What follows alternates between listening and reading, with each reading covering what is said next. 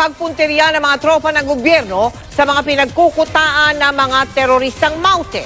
Nabawi na ng gobyerno ang ilang barangay sa Marawi. Pero may 4 pang barangay na hawak ng kalaban. Nakatutok live si June Veneracion. Mel, 6 na araw na lang ay isang buwan na itong krisis dito sa Marawi City. Maingat ang galaw ng mga tropa dahil nakakalat pa rin ang kanilang mga kalaban. Pero ang maganda ngayon, kontrolado na raw ng gobyerno ang 2 barangay na maraming strategic positions para sa mga terorista.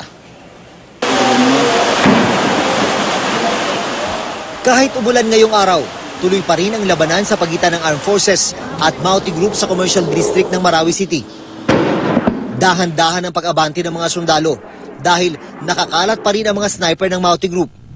Meron nga daw araw na 10 metro lang ang iniabante ng mga tropa.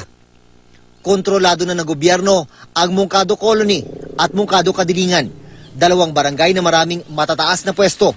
Pati na rin ang 8 gusali, ang isa ay ang pinakamataas sa buong Marawi. Sa labanan, lamang ang nakaposisyon sa mataas na lugar. We are seeing a conclusion of the conflict. After security forces gained control of 8 strategic buildings in Marawi City, particularly in the conflict area.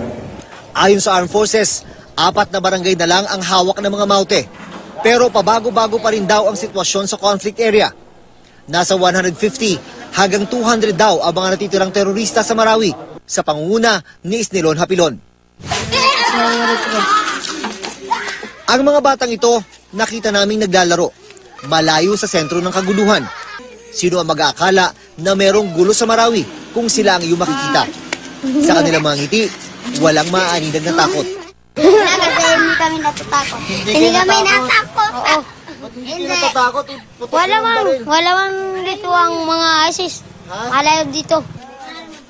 May mga nagsisimula ng bumangon. Naghahanap buhay para merong makain ng pamilya. Pero mahirap talaga kumita, lalo na kung nag-alisa na ang karamihan ng mga taga-Marawi. Wala pa rin kaming mabinta kasi walang dumadaan ng mga truck. Saka problema pa rin namin dito na wala kaming magasto. Kahapon ay 14 na sundalo ang nasugatan sa labanan. Ginamot na raw ang mga ito at nakahanda raw bumalik muli sa frontline para tapusin ang laban. Sa panig naman ng Maute Group, Mel, ay 210 na raw ang napapatay sa nagpapatuloy na military operation dito sa Marawi City. Mel. Maraming salamat sa iyo, June Veneracion.